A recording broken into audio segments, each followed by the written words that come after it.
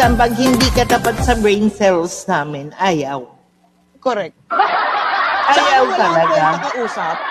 Oh, yung tumatawa yung wala kang juice. Ay, may. Hindi, Lane. Ganito, yung tumatawa ka na sa English movie, tapos yung katabi mo, nakangalang. Ano siya? May sinasabi si Daisa, kaya kasi mag-straight to the point. Yan. May iba kasi pag sinabi ng prangka, nangungulit pa. Ako pag ayaw ang boy, sasabihin ko, mas deserve pa sa iyo ibang tao, hindi ako ang deserve mo. Yan, hindi mostly nga, ganyan ang sinasabi. Hindi ba nga prangka yan eh. Pag yung hindi mo ako deserve, meron pang susunga-sunga. Alam mo, akala nila you care pa sa kanila eh. Pag ganyan sinabi mo, ay mahal ako nito.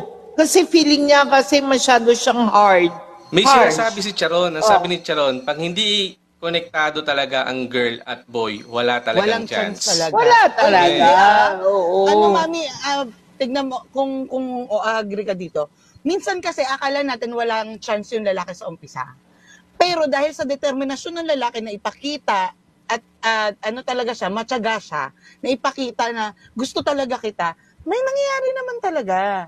It's meron, nag-iisunga na lang talaga yung babae.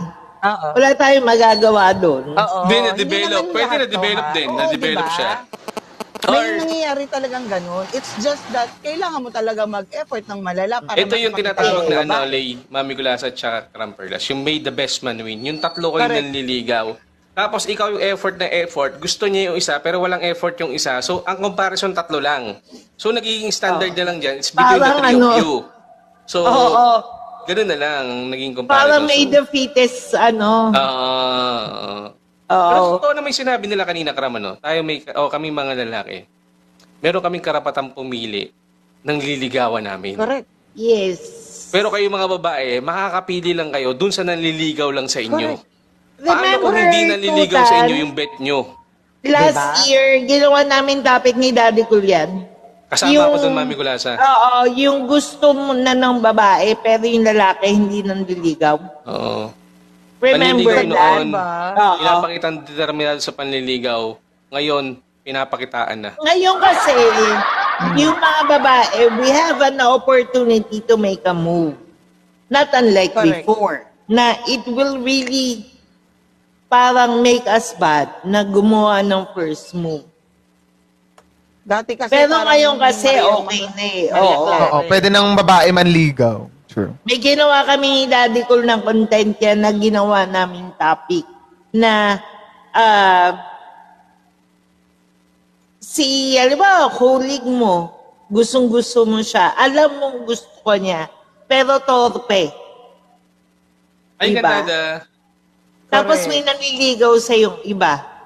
Pipiliin mo ba yung mga nanliligaw sa'yo dun sa torpe? Eh, yun nga yung gusto mo. Hindi mo ba muna itatry yung torpe na ikaw yung mag-move? Ram, kung muna kung ikaw, Miss Ale, gagawin mo ba na ikaw muna, tatry mo muna mag-move dun sa torpe mong gusto? Hindi naman siguro verbal, pero kung depende po sa sitwasyon eh. Kung hindi kami talaga magkakilala at all, baka hindi. Pero kung colleague or something. Yung mga gano'n, mahalata mo naman yun eh, na parang tayo kasi mga babae, hindi ko nila lahat uli. May some, na minsan tayo yung nagpapakita ng motibo. Hindi motibo para tumuloy sa kama, ha? Motibo para ipakitang gusto namin sila. Ganon, ha? Yun nga yung mahirap eh. Ito nga yung mahirap eh. Kasi kami mga guy, once na pinakitaan nyo kami ng motibo, akala namin doon na ang punta niyan sa sinabi ni Lay. Yun na medyo mahirap eh. Like, assumptive kasi kayo. Alam ko yung assumption, exclusive for girls. Bakit kayo nakikijjoin? Pinapakitaan ko na ng motibo, hina-heart lang yung mga message ko. Ayun lang. Sabi ko kay Kram, I miss you baby girl. Pag nagpakita ng motibo, ipakita ang embutido. Totoo yan. Embutido mo talaga. Embutido mo talaga. Dinig mo kami? Dati ko nadinig mo yung topic namin. Panliligaw noon at saka ngayon, anong pinagkaiba? Malaki ang pinagkaiba ng Oh, panliligaw. 70s kasi si daddy ko, 1948 pinanganak ko. Kasi 70s ano na eh, pinatapos. 1927 ako pinanganak. Then, mahabang henerasyon ng ligawan yung nakita ko. Mula nung 70s. So sabihin na natin nung 70s, nakita ko kung paano manligaw mo yung chewing ko. Then down the 80s, ako na yung nanliligaw. 90s, 2000, down to the present. So, in the generation, Bakit nagbabago ako di mo dyan. niligawan? Sabi nung asawa mo. Kasi ikaw ang nanligaw sa akin eh. Ay, wow! Kasi si Yan yun na may sinasabi, hayop tong Yan na to, walang respeto. Kasing tanda niya si Rizal. Oh. Sabi si Hoy, mas matanda ako doon. Dati ko, ito, alam ko naman na pipiliin mo yung dati. So, may gusto lang ako itanong sa'yo ngayon para maiba naman sa tinanong namin. Oo. Kasi, kailangan ikaw, yung ganyang matabang utak, dapat medyo mataba-taba din Reserve. yung tanong. Oo. Oo, mahirap-hirap din tanong. Pinaka hindi mo malilimutan at pinaka matinding ginawa mo sa panliligaw. Oh. Oh my God. Hindi ko makakalimutan ginawang panliligaw. Hindi kay Kulasa eh. Kasi kasama ni Kulasa, very casual yan. Kaya, hindi, ito kaya ito ko ito tinanong para maikumpara ni Mami Kulasa, para awahin ka. Bakit ako hindi mo niligawan ng ganun? Hindi kasi yung sa amin ni Kulasa, very casual nga. Kumbaga, gusto kita, gusto mo ko, Sabihin mo kung ano sabi. itry natin, di ba? Sumisigaw Kasi na si Mami si Mami Kulasa nyo masyadong ano yan, masyadong open-minded na tao yan. Nagne-networking yan nung araw. Open-minded.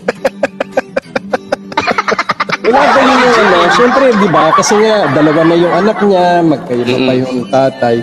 Talagang ang banat niya sa akin kung ang gusto mo, ano lang, sex partner lang, sex mate lang, pwede na. Ang Parang pogi ganun. mo. Ang pogi So mo. nainsulto ako doon sa sinabi niya. At nung sinabi ko sa kanya, tang ina, ang babaw ng pagkakakilala mo pala sa akin. So kung gusto mo, pag ako minahal mo, wala mangyayari sa atin Hi, hanggat hindi tayo kinakasal. Which I proved to her. Kahit magkamatayan tayo, the only thing na may nangyari sa amin is the day before we got married. Oo, ginawa ko yun. Tapos, yung gagong kulasan ko, gabi-gabi, kasi noon, lagi kami mag-asama. Talagang gumagawa siya ng paraan na may mangyari sa amin.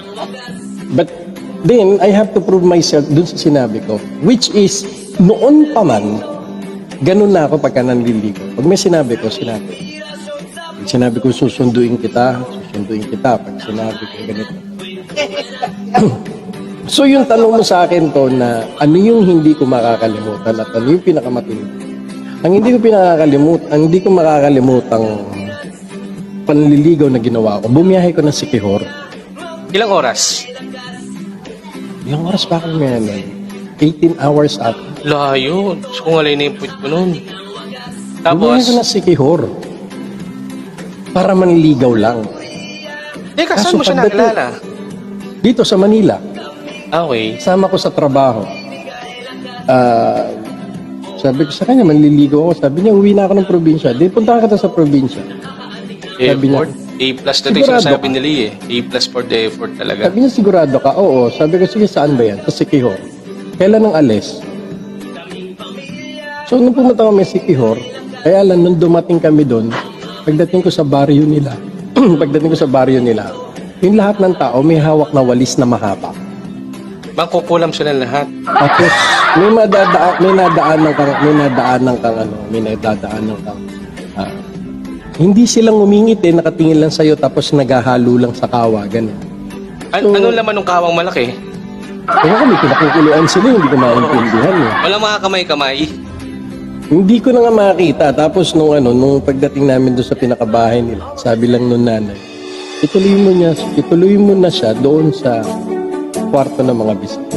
Nung pumasok ako sa kwarto ng bisita, tinabihan ako ng tabak nung nililigaw ko. Oo. Hindi nyo alam yung tabak. Yun po itak. Hi, Doc James. So Hi, sabi ko, para Brian. saan yung Alvin. tabak? Ano man ang mangyari, gagamitin.